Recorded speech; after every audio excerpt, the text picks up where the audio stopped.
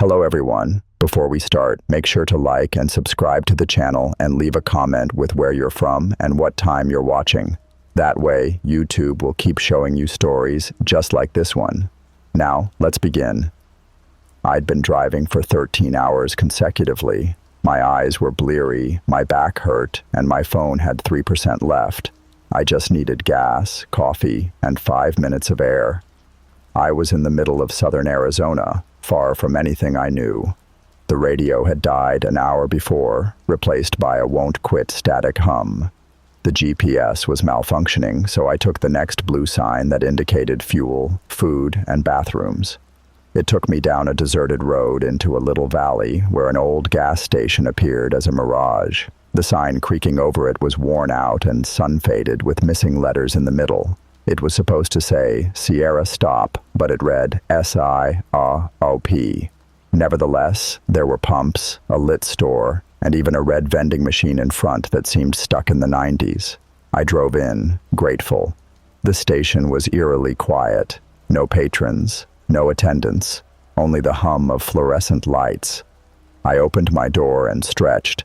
The air was arid, but something stank. Wrong, like hot copper and charred rubber.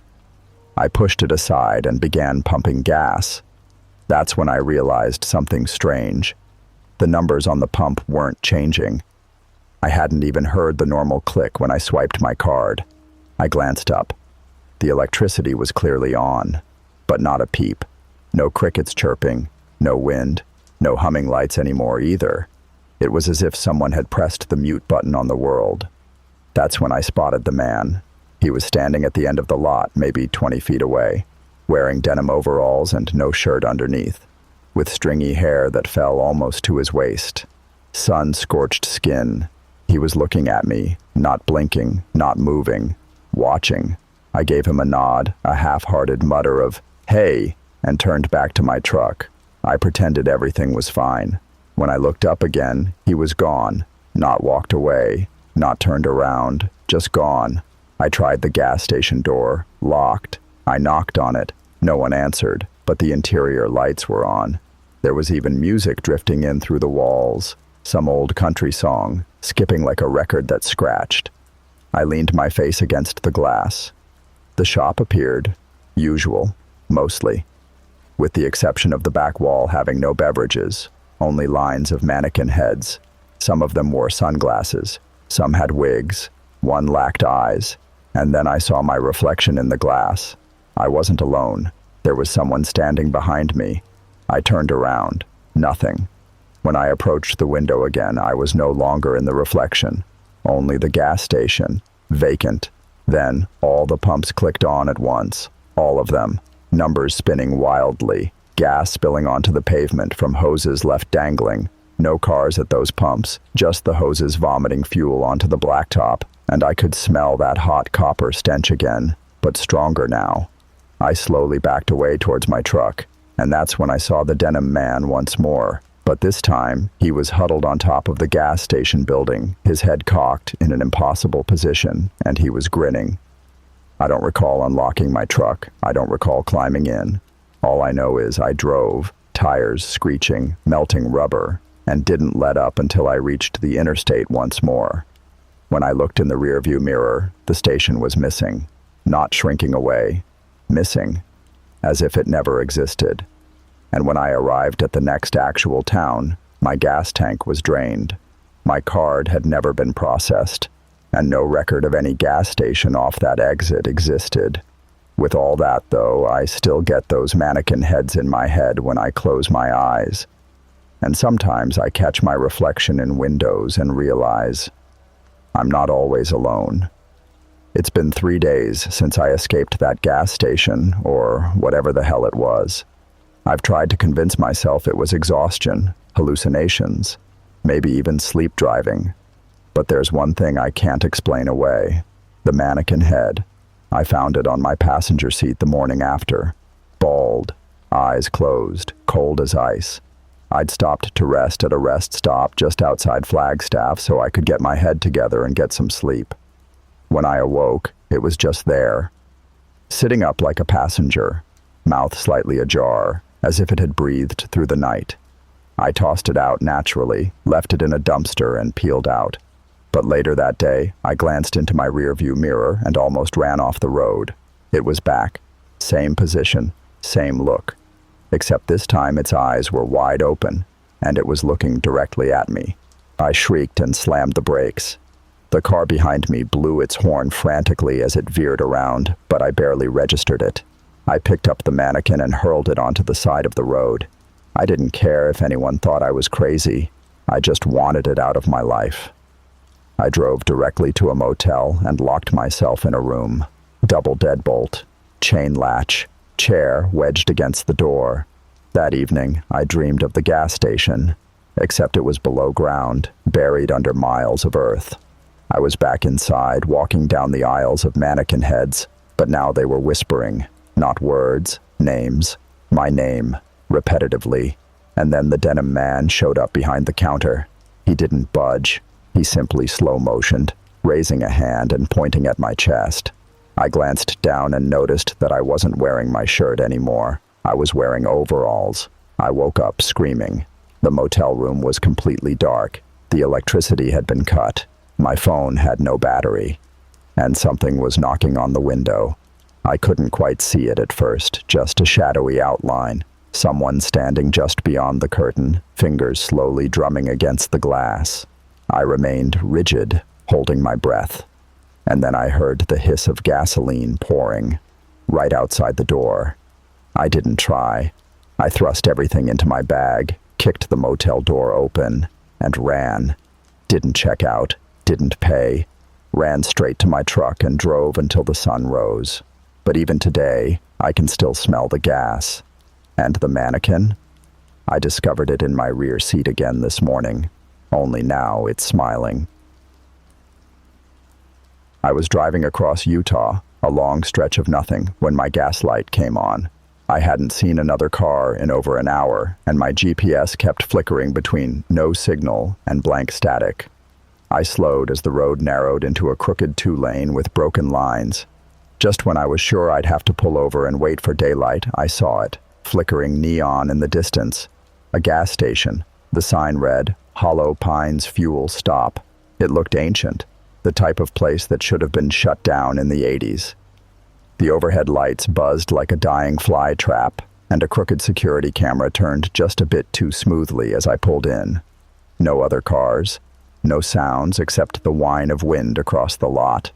I parked beside Pump 2 and got out. The pump was older than me. Coin slot, rusted metal, a cracked analog display.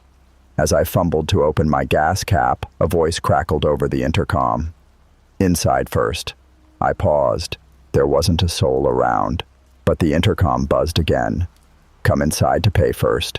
I walked toward the station's glass door. It slid open with a stutter. Inside it was freezing, far colder than it should have been for a summer night in Utah. The air smelled faintly like bleach and something else. Wet concrete, maybe, or rot. The man behind the counter stood too still. His face was gray, expressionless, and his eyes didn't quite blink right, like he was trying to remember how to blink. How much? He asked, in a voice as thin as paper. I told him 40. He nodded and rang it up without touching the register. His hands stayed flat on the counter the whole time. Then I noticed something. There was a mirror on the far wall, angled just so. I could see the man in the mirror, but his reflection was facing the wrong way. My heart stuttered. I tried not to react. Pump 2, I said, backing away. He nodded again, robotic. I stepped outside, hurried to the pump, and began filling the tank. My hand shook so badly, I had to grip the handle with both hands. I just wanted to be gone. Then I heard it, shuffling. I turned. There were people, dozens of them, standing just beyond the light's reach, silent, still, watching me. I dropped the nozzle and bolted to my car, not even bothering to close the gas cap. I locked the doors and turned the key. The engine wouldn't start. Click, click, click. Outside, the group began to move forward, slowly, as if rising out of molasses. Their skin looked gray under the sickly light, their mouths slack, but their eyes were all black. I screamed and slammed my hand on the steering wheel. The engine caught. The car roared to life. I tore out of the lot, tires squealing. I didn't stop driving for 6 hours. But here's the thing. This morning, I checked my bank app. There was a charge. Hollow Pines fuel stop, $6.66. And now, every time I check the mirror, I swear I see someone else blinking out of sync. I tried to shake it off, chalk it up to exhaustion or some weird collective hallucination brought on by sleep deprivation. But the more I tried to forget what happened at Hollow Pines, the deeper it carved itself into my brain. That night, after I finally made it to a motel in Nevada, I locked the door, drew the curtains, and sat in front of the mirror. I didn't want to, but I had to know. The longer I looked at my reflection, the more wrong it felt. My face stared back, but it didn't feel like me. I lifted my hand. My reflection did the same. I blinked. It blinked back, almost too fast, like it anticipated the motion before I made it. I shut the mirror and went to bed with the lights on. But sleep didn't help. I started waking up every night at exactly 3:03 a.m. First, it was just a chill in the room. Then came the sounds. Creaking floorboards, dragging footsteps just outside my door, the mechanical buzz of that old gas station intercom. Then, the third night, I saw him. The man from the gas station. He was standing at the foot of my bed, his expression blank, arms limp by his sides. His lips didn't move, but I heard his voice in my head. "You owe." I couldn't scream, couldn't move. He tilted his head, and behind him I saw shadows flickering, like more of those things were waiting just beyond the edges of my vision. Then he was gone, just gone. I left the motel before the sun came up, threw my stuff into the car and drove west, not stopping. I avoided mirrors, reflective surfaces, even windows, but the further I drove, the more signs I started seeing. Next stop, Hollow Pines fuel stop, 11 miles. That gas station wasn't even on the map anymore. I checked. It was like it never existed. But no matter what highway I took, how many detours I made, somehow I always ended up back on a road where that same sign popped up. And every time the number got smaller, 9 miles, 5 miles, 2 miles. Eventually, I gave up. I pulled into a rest stop, heart pounding, and decided to check the rearview mirror. I wasn't in the car anymore. Not really. My reflection wasn't doing what I was doing. It smiled. I didn't. It waved. I didn't move. Then it pressed its finger to its lips and whispered something I could somehow still hear. "You're not driving anymore." That's when everything went black. I woke up this morning, in my bed, at home. At least it looks like home, but my dog won't come near me. My neighbor looked straight through me like I wasn't even there. I opened my banking app again. There's another charge. Hollow Pines fuel stop, $666. And under the note section, it reads, "Final payment received. We'll take it from here." If you're reading this, stay away from those back roads. Stay away from gas stations that look too old to still be running. And if you ever catch your reflection smiling when you're not, run. Because that version of you isn't trapped in the mirror. You are. I'd been driving for 13 hours straight. My eyes burned, my back ached, and my phone was down to 3%. All I wanted was gas, coffee, and 5 minutes to breathe. I was somewhere in southern Arizona, too far from anything familiar. The radio had died about an hour ago, replaced by a low static hum that refused to shut up. The GPS was glitching, so I followed the next blue sign that promised fuel, food, and restrooms. It led me down an empty stretch of road into a small valley where an old gas station flickered into view like a mirage. The sign above it was faded and sun-bleached, with half the letters missing. It should have read Sierra Stop, but instead said SIASTOP. Still, there were pumps, a lit store, and even a red vending machine out front that looked frozen in the 90s. I pulled in, relieved. The place was dead silent. No customers, no attendants. just the sound of buzzing fluorescent lights. I got out and stretched. The air was dry, but something smelled off, like hot copper and burnt rubber. I ignored it and started pumping gas. That's when I noticed something weird. The numbers on the pump weren't moving. I hadn't even heard the usual click when I inserted my card. I looked up. The power was definitely on, but there was no sound, no crickets, no wind, no buzzing lights anymore either. It was like someone pressed mute on the world. That's when I saw the man. He was standing at the edge of the lot, maybe 20 feet away, wearing denim overalls and no shirt underneath, with long, stringy hair and skin that looked sun-scorched. He was staring at me, not blinking, not moving, just watching. I gave him a polite nod, mumbled, "Hey," and turned back to my truck, pretending everything was fine. But when I looked up again, he was gone, not walked away, not turned around, just gone. I tried the door to the gas station, locked. I knocked, no answer, but the lights were on inside. There was even music playing faintly, some old country tune skipping like a scratched record. I pressed my face against the glass. The store looked normal, mostly, except the back wall had no drinks. Just rows of mannequin heads. Some wore sunglasses. Some had wigs. One was missing its eyes. And then I noticed my reflection in the glass. I wasn't alone. There was someone standing behind me. I spun around. Nothing. When I turned back to the window, I wasn't in the reflection anymore. Just the gas station. Empty. Then all the pumps clicked on at once. All of them. Numbers spinning wildly. Gas spilling onto the pavement from hoses left dangling. No cars at those pumps, just the hoses vomiting fuel onto the blacktop. And I could smell that hot copper stench again, but stronger now. I backed away slowly toward my truck. That's when I saw the denim man again. Only now he was crouched on the roof of the gas station, his head tilted at an unnatural angle, and he was smiling.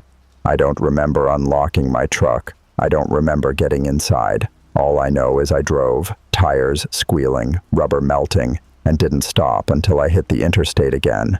When I checked the rearview mirror, the station was gone, not getting smaller, gone, like it was never there. And when I got to the next real town, my tank was empty. My card had never been charged, and there was no record of any gas station off that exit. But I still see those mannequin heads when I close my eyes, and sometimes I catch my reflection in windows and realize I'm not always alone. It's been 3 days since I escaped that gas station, or whatever the hell it was. I've tried to convince myself it was exhaustion, hallucinations, maybe even sleep driving. But there's one thing I can't explain away. The mannequin head. I found it on my passenger seat the morning after, bald, eyes closed, cold as ice.